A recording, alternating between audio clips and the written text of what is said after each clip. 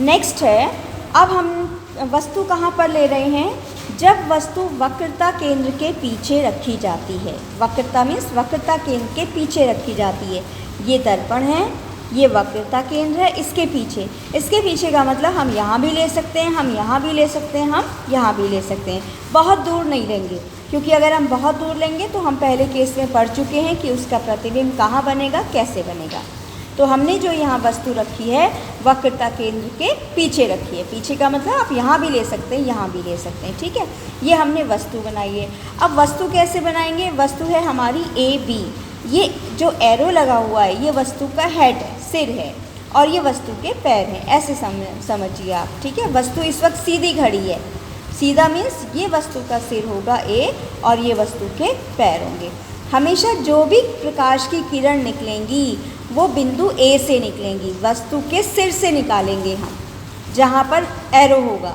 ये हमने वस्तु बनाई है, ये वस्तु का सिर है जिसको हमने एरो से दिखाया है। यहीं से प्रकाश की किरण हम निकलते हुए दिखाएंगे। तो पहली किरण ली हमने मुख्य अक्ष के समांतर, पहली किरण ली हमने मुख्य अक्ष के समांतर। ये मुख्य अक्ष के समांतर किरण ली तो ये दर्पण पे पड़ने के पश्चात फोकस बिंदु से होकर जाएंगी। मुख्य अक्ष के समांतर जो किरण है ये फोकस से निकलती हुई जा रही है। अब कल मैंने जो आपको क्लास जो हमारी ऑनलाइन क्लास चली थी उसमें कई बच्चों ने ये दिखा रखा था कि किरण तो यहाँ पर टकरा रही है दर्पण से और परावर्तित किरण उन्होंने कहीं से भी निकाल दी। तो जहाँ पर जिस बिंदु पर ये गिर रही है आपतित किरण, उसी बिंदु से हम उसकी परावर्तित किरण निकालेंगे। मुख्य अक्ष के समांतर गई, दर्पण से निकलने के बाद फोकस बिंदु से आई, पहली किरण ली। दूसरी किरण ली हमने वक्रता केंद्र से होकर जा रही है, ये देखिए। और हम ये जानते हैं, हम ये नियम पढ़ चुके हैं कि अगर कोई प्रकाश की किरण वक्रता केंद्र से जाती है तो वो उसी रास्ते से वापस आ जाती है। इसी में हम लाइन एक ही बनाएंगे, किरण एक ही बनाएंगे, इसी में हम जाते हुए का एरो लगाएंगे, इसी में हम आते हुए का एरो लगाएंगे। ये आपतित किरण हो गई, ये परावर्तित किरण हो गई। किरण एक ही बनेगी क्योंकि रास्ता एक ही है कि प्रकाश जिधर से गया उधर ही को वापस आ गया, तो इसी में दो एरो लगा देंगे। तो ये नियम है, जब भी कोई प्रकाश की किरण वक्रता केंद्र से होकर जाएगी वो उसी रास्ते से वापस आ जाएगी। क्लियर हो गया। तो अब आप देखिए, एक परावर्तित किरण ये है जो कि बिंदु F से निकल रही है, दूसरी परावर्तित किरण ये है जो कि बिंदु C से निकल रही है।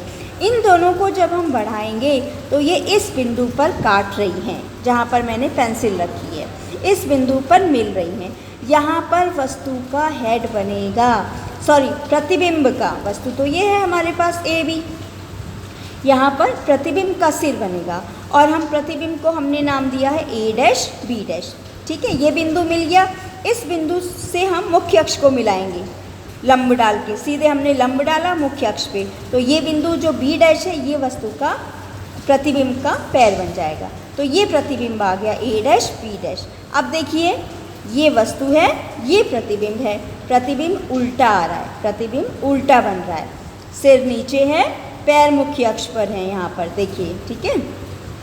वस्तु ये है, वस्तु का प्रतिबिंब उल्टा बन रहा है, ठीक। दूसरी बात है, प्रतिबिंब का साइज देखिए, साइज प्रतिबिंब छोटा है और कहाँ पर बन रहा है, फोकस और वक्रता केंद्र के बीच में। बीच का मतलब एकदम सेंटर नहीं है, यहाँ भी हो सकता है, यहाँ भी हो सकता है, यहाँ भी हो सकता है, इन दोनों के बीच में कहीं भी हो सकता है।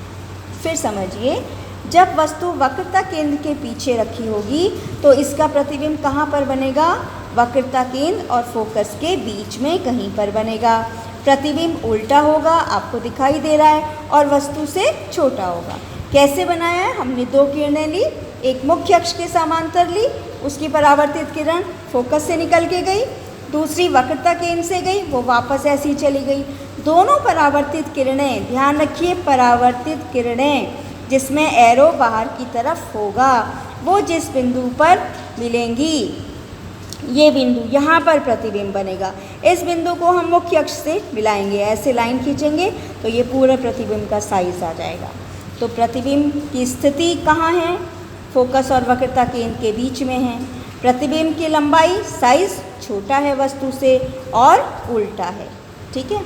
अच्छा, ये ध्यान रखिए कि हमेशा उल्टे प्रतिबिंब जो होते हैं वो वास्तविक होते हैं उल्टे प्रतिबिंब वास्तविक होते हैं और सीधे प्रतिबिंब आभासी होते हैं। वास्तविक प्रतिबिंब जिनको हम पर्दे पर प्राप्त कर सकते हैं और आभासी प्रतिबिंब जिनको हम पर्दे पर प्राप्त नहीं कर सकते।